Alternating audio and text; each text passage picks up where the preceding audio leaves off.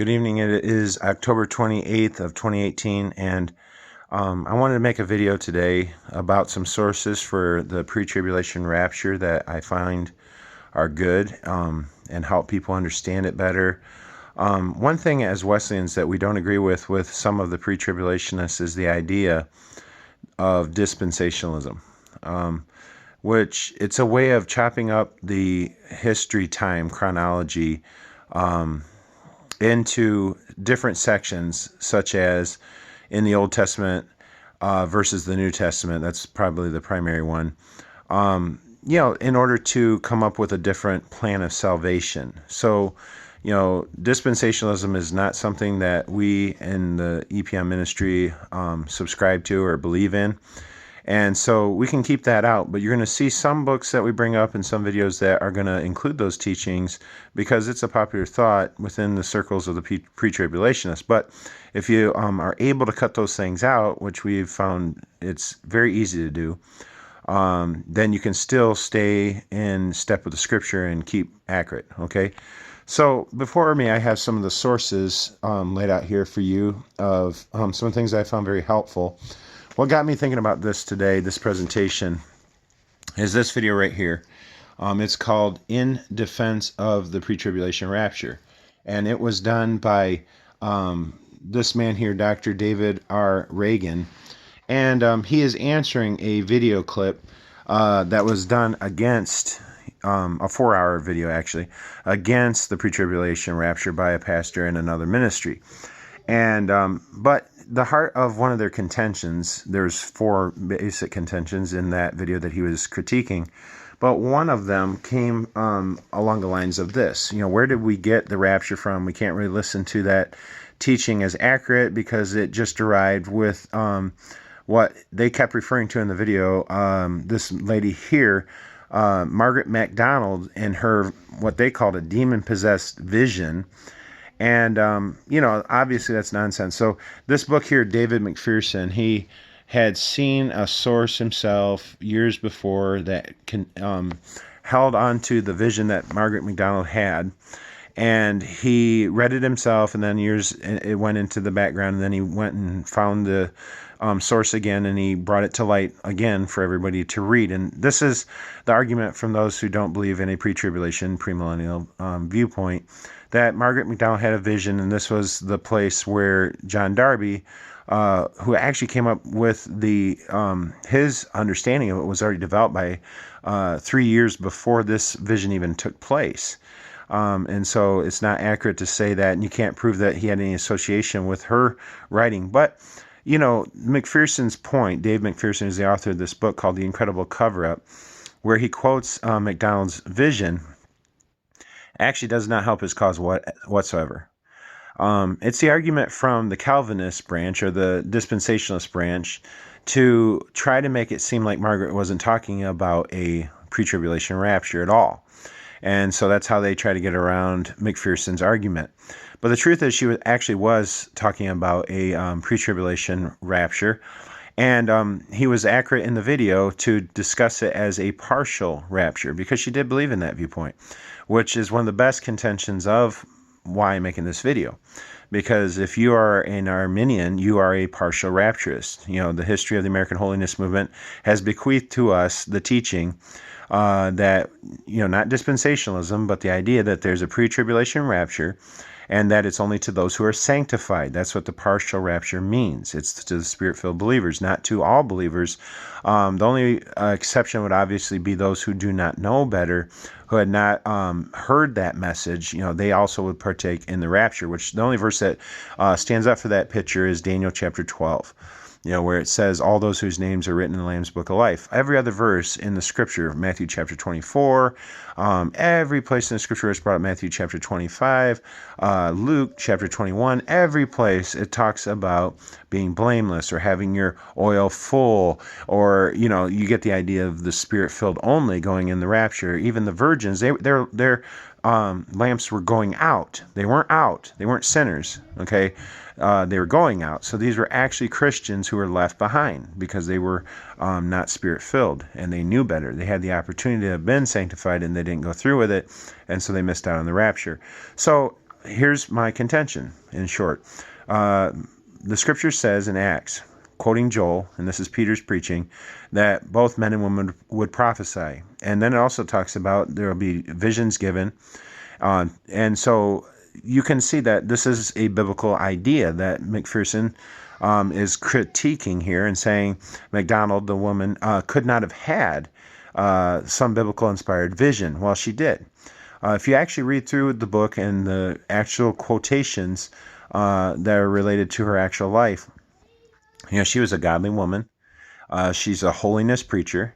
She was given, I think, a very real vision, and that had to do with a partial rapture. It's only to the sanctified that are going to go in the rapture. And so it doesn't do him any credit to have, he actually gave me more artillery for my individual arsenal, and I'm trying to give that to you. All right, so this video is helpful, though, because it does give some of the main passages of Scripture, and it breaks down the ideas and brings together some of the biggest scholars on pre-tribulation. Of course, they're mostly dispensationalists, okay? And so, it's kind of interesting. Their arguments become weak when they don't need to be. For instance, they talk about, along the same argument, they're trying to make the contention against the other video that was made that, the rapture is new. So therefore we don't follow it. Well, that's not true. The rapture is not new, but they only cite, even with their best scholars like Ice, the man that they call him in the other video, the bulldog for the one who wrote the Left Behind series. Even Dr. Ice is saying there's only 10 or 12 that he found that taught before Darby the rapture. So, he's trying to say that's a good point, and we found those clearly, but it's just not true. You can go all the way back, and you can't disown the church fathers. You can't miss the fact that this was the original teaching of the church. If you don't understand that, you need to get back my third volume that I've written. I've sourced all these things for you. And so that's an excellent resource as well. But mostly it points to other resources, and it shows you that the idea is there, okay, in Scripture, and it was taught after that from the early church fathers, and it wasn't X'd out of the church until the Dark Ages, okay? And Augustine basically started those Dark Ages with his wrong view on end times, and so the first view was premillennialism. Okay, and I would even contend that was pre-tribulation. The reason I would argue that the best sources that you can find today, and there's one of the things they bring up in the video, is that more and more is being, evidence is being brought forward of people who believed this before Darby. But one of the best ones who brings it up from the early church fathers is this man right here, and this is just one of his books. He has numerous of them. But ancient messianic festivals, he's showing you the prophecies and what they reveal. And of course, it's related to the rapture and pre-tribulation, premillennialism. But what he does is he goes back in his other books to the sources in the earliest writings, okay, of the first century, and evidences, that this was a teaching that was clearly being pushed around. He has it from the early church fathers. He has it following right from the first century, Papias and those that learned right under John, and he goes right through. And many of the sources have done this for years. You can actually find some of this great effort that's already been done in two other books that I've highly put forward in my works and on these videos. And that is this one here. For a while, it was so hard to come by, I couldn't find it myself. So this is my original version, this big printed out mess. Cost me quite a bit, and I printed 4 of them. I had to borrow a book from Calvin College and then print it out just to get it. But then, over the years, a friend of mine's wife bought it for me, and it's this book right here. The best book I've found on pre-tribulation, premillennialism, and from a Wesleyan view without dispensationalism in it whatsoever. And it's called Postmillennialism and the Higher Critics. And it makes the argument from Andrew Johnson and L.L. Pickett. It makes the argument that, again, that it's only the Spirit-filled believers that are going to go in the rapture, and it covers all the bases and gives you all the exceptions, like I was bringing it up to you earlier about those that would not know. But it also shows you that the history of Methodism and the history of original Wesleyanism was from John Wesley himself, was to teach premillennialism and pre-tribulationism. Same thing with John Fletcher and others, that this was the idea that was first pushed forward. And he's trying to show you that you end up being a liberal, historically speaking, when you try to tie yourself in any other viewpoint. So when you come into postmillennialism, that's the specific he's attacking, because at the time that was the main other contention. But remember, I've already given you a brief understanding of church history. The original teaching of the church, right from Jesus' own hand and following all the disciples, was the early church fathers until the 4th century, especially loud and clear. It was the predominant view was pre-tribulation, premillennialism, and eventually, it built up over a period of time. But by Augustine, it became the contention of the church to exclude out the original viewpoint, and they went off into the Dark Ages with the wrong viewpoint, and that's when amillennialism arrived. So it was the second on the scene, and postmillennialism is actually the last one to appear on the scene until about 20, 30 years ago, when this even newer view, which obviously is wrong also, it's just a compromise between postmillennialism, mid-trib, and post-trib premillennialism. So really it's just another new opportunity to try to make these things move and shift around a bit. But really, it's no different argument than what's already been argued in the mid-trib view or in the post-trib view. And but really, it's called pre-wrath, and that pre-wrath view is the newest, and it's only, like I said, 20 or 30 years old, and it's obviously wrong in its contentions as well. Okay, but these are some of the best sources, and that's why I wanted to bring them to you again. This one here is awesome because this was a book that popularized the idea of the millennium. It's called The 1,000 Years in Both Testaments, and it's by a man named Nathaniel West. And Nathaniel West was majorly influential in America of taking original Methodism, which is the position of original Wesleyan teaching, on a idea of being a rapture in a literal millennium. And so if we can establish the literal millennium inside Wesleyanism, you start to see how premillennialism was the original view. And you can see this. That's the whole dedication of this book. I even would contend that it goes further than that. But anyway, these are some of the sources that help you with arguing for that point and help me. This one is a recent attack, and it's in a good sense, on the doctrine I told you about pre-wrath. I recommend this book highly. I've actually given it out numerous times. It's by Tim LaHaye, and again, he's a dispensationalist, and his viewpoint is standing up for a pre-tribulation, premillennial view, but he's called it the rapture under attack, and it's by those that have accepted this new pre-wrath idea. And he shows you from the Greek, and he's accurate, in his study. But he's showing you that you cannot take the word wrath out of Revelation chapter 6, which is the beginning of the tribulation. You can't contend that it's just man's wrath or Satan's wrath and not include that it was God's wrath, because it's Jesus himself that's breaking the seals. And so obviously it has to be, and giving the sealed judgments, obviously it has to be wrath right from the word go. And so you can't change the terminology and make the birth pains come into the tribulation period and try to make the Christians there all throughout it, the sanctified Christians included, and have the last 18 months have us raptured out. Obviously, that view is not accurate because it's not pre-wrath. You'd be very much in the wrath of God by then. And so this is an excellent book to go against that view. And then just if you don't believe the raptures in Scripture, this is a really neat set right here I found. I spent about $8 at a thrift store. It was given by somebody else. But, this view, this whole set here of DVDs is called the Rapture Revelation, and it's by a man that many are familiar with. It's by Perry Stone. And if you've watched any of his programs, he's very analytical, and he goes into a lot of head-heavy information. If you've ever had somebody just pouring information on you, that's what these DVDs do. And it's just hours and hours and hours and hours of showing you through the biblical feasts, showing you through the terminology of Scripture, showing you a very well-balanced picture of the whole.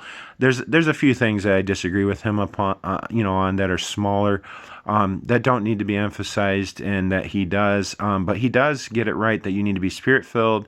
He talks about that. But his argument for the rapture is just there's so much information there. I mean, to sit here and try to contend with everything, or even try to present to you everything that he presents in those videos, would be almost impossible. Okay, but again, there's other things that have been written that are very helpful. When I was telling you earlier that some have traced back the Pre-tribulation, Premillennialism into the early church. The best source I found doing that was a book by Jesse F. Silver of the Methodist Church in America early on.